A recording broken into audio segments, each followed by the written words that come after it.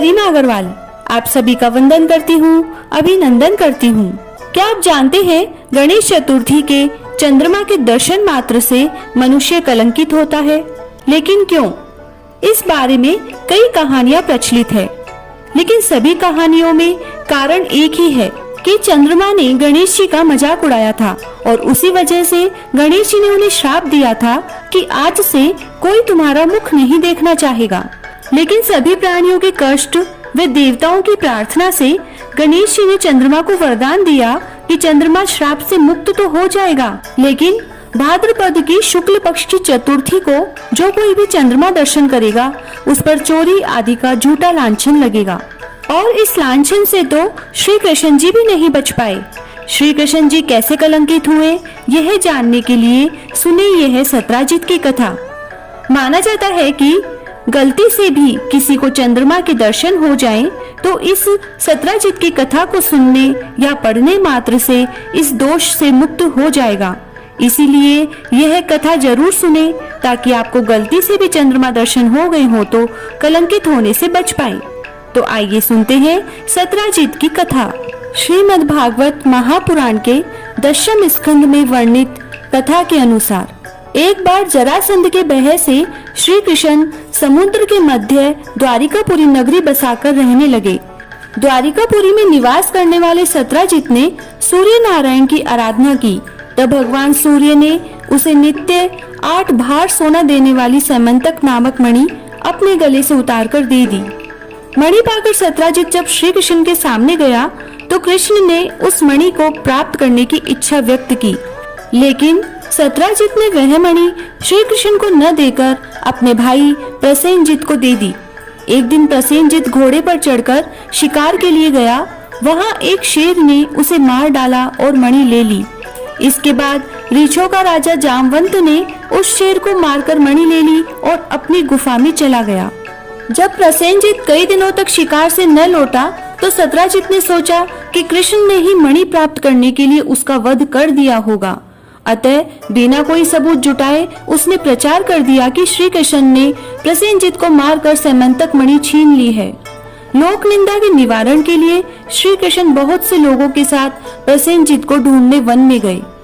वहां उन्हें प्रसेनजित को शेर द्वारा मार डालना और शेर को रीछ द्वारा मारने के चिन्ह मिल गए। रीछ के पंजों के निशान के आधार पर खोज करते करते वे जामवंत की गुफा के भीतर चले गए। वहां उन्होंने देखा कि जामवंत की पुत्री उस मणि से खेल रही है। श्री कृष्ण को देखकर जामवंत उनसे युद्ध करने लगा। इधर गुफा के बाहर श्री कृष्ण के साथियों ने उनकी 7 दिन तक प्रतीक्षा की। फिर वे लोग उन्हें मर गया जानकर पश्चाताप करते हुए द्वारिकापुरी लौट गए।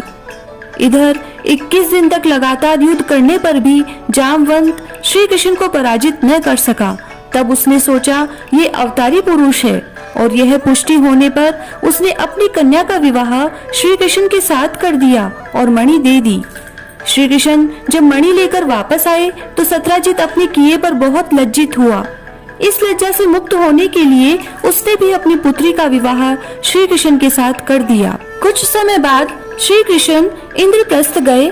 तब अक्रूर तथा ऋतुवर्मा की राय से शतधन्वा यादव ने सत्राजित को मारकर मणि अपने कब्जे में ले ली। सत्राजित की मौत का समाचार जब श्री कृष्ण को मिला तो वे तत्काल द्वारिका पहुँचे। वे शतधन्वा को मारकर मणि छीनने को तैयार हो गए। इस कार्य में सहायता के लिए बलराम भी तैयार थे। यह जानकर शतधन्वा ने मणि अक्रूर को दे दी और स्वयं भाग निकला। श्री कृष्ण ने उसका पीछा करके उसे मार तो डाला, पर मणि उन्हें नहीं मिल पाई। तभी बलराम जी भी वहां पहुँचे। श्री कृष्ण ने उन्हें बताया कि मणि इसके पास नहीं है। बलराम जी को विश्वास न हुआ। वे अप्रसन्न होकर विदर्भ चले गए। श्री कृष्ण को द्वारिका लौटने पर लोगों ने उनका भारी अपमान किया।